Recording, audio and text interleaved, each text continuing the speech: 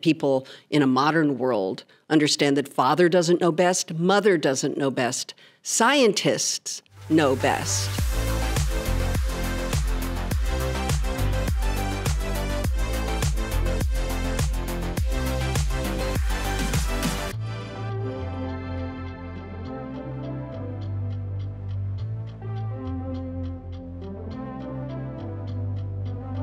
Hey, Den of Geek fans, Aaron Sagers here. We're at San Diego Comic-Con 2023, and I've got the creative team behind this gorgeous new graphic novel called Mother Nature. We've got the writers Jamie Lee Curtis and Russell Goldman and artist Carl Stevens. Thank you guys for joining me today. Thanks for having us. Yeah, I have read the book, but I still want you to set up this story of Nova and Catch Creek, New Mexico, and the nefarious Cobalt Corporation. Just set the table a little bit. It's about greed. It's about how Cobalt Energy Corporation has been raping the land for a long, long time. And Nova Terrell is the daughter of Kai Terrell, who has leased her land for the newest program. Yes.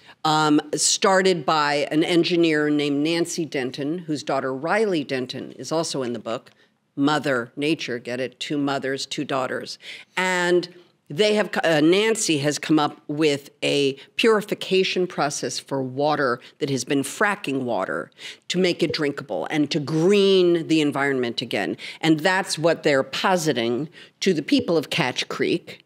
And of course, there's a moment where Nova, who's the rebel, who believes it's all BS, is anthropomorphized, has a moment where she is struck by lightning, Mother Nature, and emerges as a demon and basically wreaks havoc. The demon specifically is, and this came with, a lot of this project was working with Indigenous writers, because this is a multicultural story. We want to be incredibly respectful.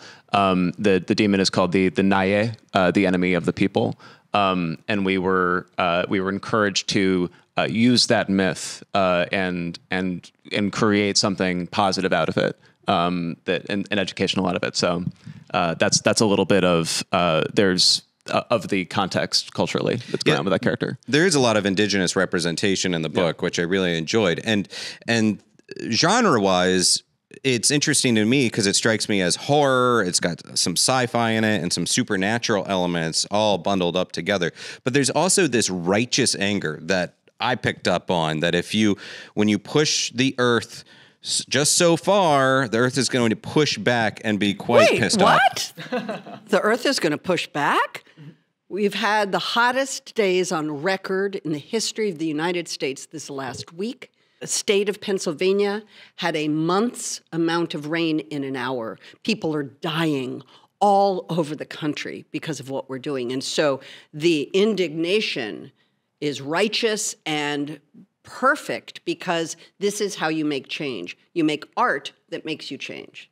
And I mean, from my standpoint, and by the way, the art, this is a great cause. It's a great thing for us to talk about, but it has to be drawn and painted, which is why young Carl here in the middle was pressed into 2 years of laborious work to create this beautiful book. Talk about the artistic approach to this and also representing horror and gore on the comic book page, which you do in a beautiful and effective and striking way. I wanted to do the project because I hadn't done anything that was quite like it before. And I've always had a, hankering to do some horror comics, to draw some blood, and also to do something that was, like cinematic. I mean, I feel like my style kind of lends itself to that anyways, not just the realism, but just the way that I storytell, has like a very filmic quality to it. By the way, it's one of the great, in movies, they make storyboards, which help directors tell the story, help the camera crew know what the shots are. We have the greatest storyboard ever in history. So For instance, when we talk about Gore, this is what I wanted as the cover. It's the beginning of the book when there's an accident with an oil derrick where a man is crushed by the horse head, whatever that's called, on the top of it. But then, I don't know if any of you guys watch YouTube videos of hailstorms around the country recently. I believe there have been some concerts at Red Rocks that were washed out by this hailstorm. Whenever I'm in a hailstorm, I'm always like, oh my God, could that really kill people? Well, they're playing football on a football field, and this father gets a hailstone to the head, and then the son gets a hailstone to the head, and then everybody gets hailstones, and it will kill people. And that's where the horror graphic, it's a graphic novel. It has to be graphic. That's true. And actually, I wanted to have like the balance between, you know, the like beautiful kind of Southwestern like vistas, like mixed with like all this horror. I mean, like there's something about like the like beauty of nature, like being ruined that, you know, like I like wanted to get that symbolism across visually. You did a beautiful job. And it's great. And it gets very gnarly right away, which I love. Gnarly. This story is also about parents. And it seems like there's, as you said, mothers. And there's this theme of parents thinking they are doing what's best for their children, thinking they know what's best, but ultimately mucking it up even more and essentially ruining things for their kids. Right. I want you to respond to that a little bit about how that affects you personally. Did that come from a personal space, and kind of why you went with that storyline? Well, I wrote this when I was 19. Oh. I was worried about the environment when I was 19 years old. I knew we were blowing it. I knew it. I just didn't know how to manifest my feelings about it. But I was also raised on Father Knows Best. I was raised on the Brady Bunch, and, you know, that was the mentality of families.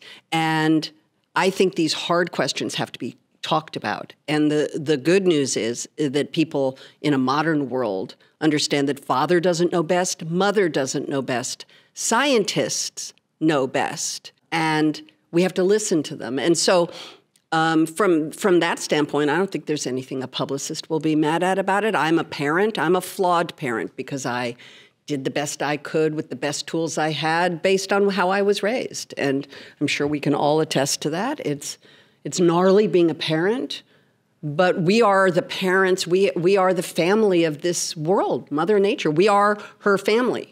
And if we don't gather together, and in our case, we made art to help talk about it and to entertain you and gross you out and hopefully make you cry. I think one exciting piece about this project is that it is a multi-generational story, and you get different perspectives, and you get climate anxiety from Jamie's generation and my generation. And I think that a lot of that is paired in these two mothers and these two daughters, these mothers that, as you said, are trying to do the best for their kids, don't always see the full picture, and they can mess up. But the story is the emotional through line of this is what world are we leaving behind for the next generation, and how are we trying to raise the next generation? And that's where you geeks come in, because geeks will save the world, and we all know it. Well, the book is Mother Nature. It's a great horror book, a great horror comic, but also has a great message to it, an important message to it. So, Jamie, Russell, Carl, thank you so much for joining us today Thank you. in the Den of Geek Studios. Thanks, geeks. We love you. We love geeks. We love geeks. I raised a nerd. I'm a mother of a nerd. I'm a mother of a nerd herd. Nerd herd. Like full-on geek. The geeks will inherit the earth. Geeks will inherit the earth and save the earth is really what we're trying to talk about. Thanks a lot, you guys. So.